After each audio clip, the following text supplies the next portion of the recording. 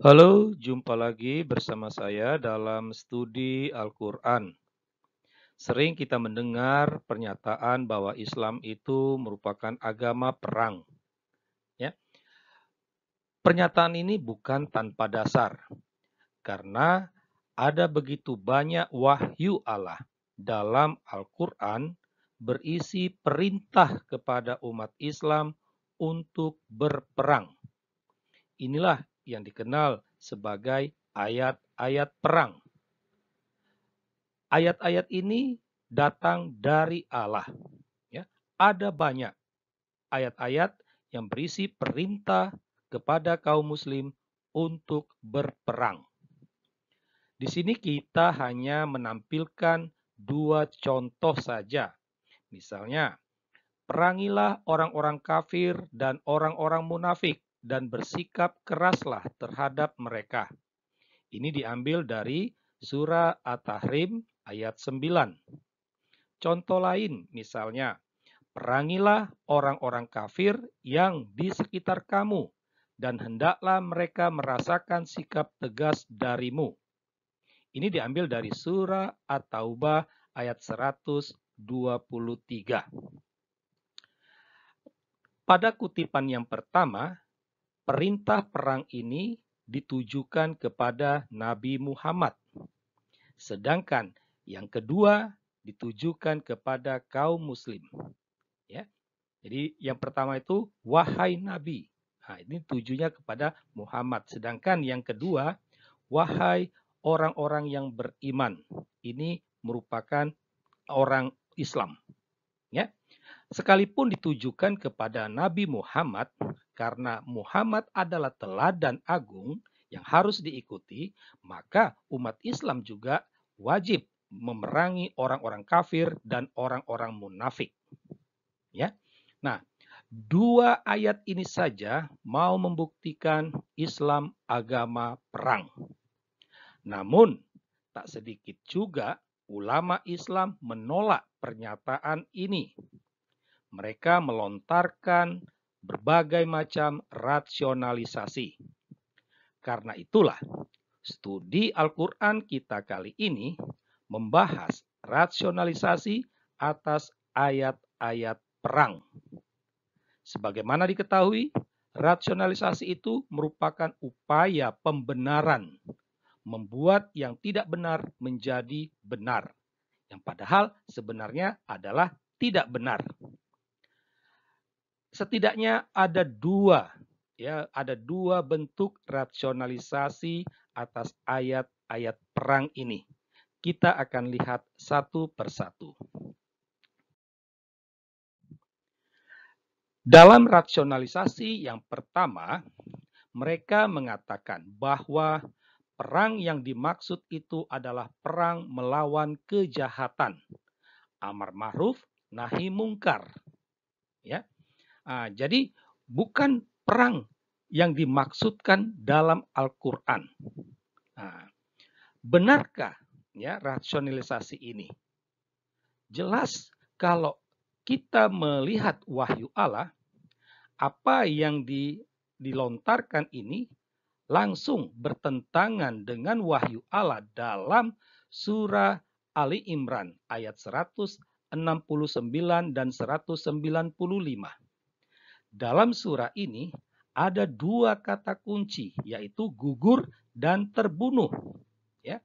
Jadi ketika orang berperang, dia pasti akan mengalami resiko gugur atau terbunuh. Perang melawan kejahatan juga langsung bertentangan dengan surah An-Nisa ayat 89. Di sana dikatakan, tawanlah dan bunuhlah mereka dimanapun kamu temukan. Jadi dalam berperang itu, umat Islam wajib membunuh orang-orang kafir dan orang-orang munafik. Dan dalam surah ke-26, ketika menawan orang, maka Tuhan meminta kepada kaum muslim untuk menyiksa. Dan apabila menyiksa, maka harus dilakukan secara kejam dan bengis. Nah, jadi kutipan ini bahwa perang itu akan menimbulkan dampak kematian pada pihak umat Islam ataupun kepada pihak lawan. Umat Islam diminta untuk menyiksa. Nah, inilah yang dimaksud oleh Allah dalam surah Al-Baqarah ayat 216. Diwajibkan atas kamu berperang padahal kamu membencinya. Ya.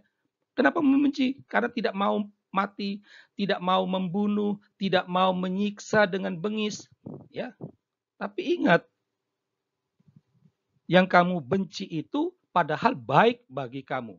Apa kebaikannya? Kalau kamu mati, kamu masuk surga. Itu terungkap dalam ayat-ayat Al-Quran juga.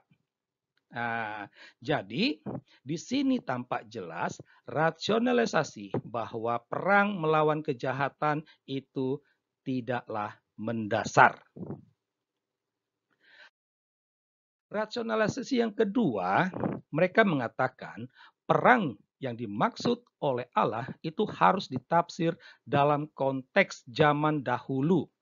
Ya, nah, sangat menarik kalau kita melihat Al-Quran digital, ya, Quran Kemenak.id, pada catatan kaki nomor 324 untuk surah At-Taubah ayat 29, di sana dikatakan, ayat ini dan ayat-ayat senada berlaku dalam situasi perang agama, bukan dalam situasi damai. Ya. Jadi yang dimaksud dengan ayat-ayat senada itu artinya ayat-ayat perang juga, perintah perang. Surah At-Taubah ayat 29 itu merupakan perintah perang kepada kaum muslim untuk memerangi orang Yahudi dan orang Kristen sehingga mereka sampai tunduk. Nah, jadi ini hanya berlaku dulu, tidak zaman sekarang, karena sekarang dalam situasi damai. Nah, rasionalisasi ini bukan tanpa konsekuensi, ya. Setidaknya ada dua konsekuensi yang cukup mendasar, ya. Dengan mengatakan bahwa ayat-ayat yang senada ini berlaku untuk situasi perang agama atau situasi konteks dulu, ini membuat wahyu Allah itu mati. Wahyu Allah tidak relevan lagi untuk zaman sekarang. Lantas untuk apa Allah itu menyampaikan wahyunya? Untuk apa wahyu Allah itu ditulis dalam kertas? Sama sekali tidak ada manfaatnya. Ya. Jadi karena itulah, ya, beberapa umat Islam ingin menghidupkan wahyu Allah ini. Ya, supaya wahyu Allah ini tidak mati, maka mereka mulai menciptakan perang. Ya, maka tidak heran dulu kita ingat fenomena Amin Rais dengan seruannya perang Badar, atau Al-Qaeda dan ISIS dengan terorismenya. Dan tidak heran banyak umat Islam khususnya di Indonesia melihat Palestina dengan Israel ini sebagai perang agama. Karena di sanalah wahyu Allah ini menjadi relevan. Ya. Nah, ini secara tidak langsung menegaskan bahwa Islam itu adalah agama perang. Ya. Untuk menghidupkan wahyu Allah, maka diciptakanlah perang. Sehingga dengan demikian, rasionalisasi dengan mengatakan bahwa ayat perang itu harus ditafsir dalam konteks zaman dahulu, itu sama sekali tidak mendasar. Demikianlah studi Al-Quran kita tentang rasionalisasi ayat-ayat Al-Quran. Tanpa rasionalisasi tersebut sama sekali tidak mendasar. Islam tetaplah merupakan agama perang karena ia harus menghidupkan wahyu Allah.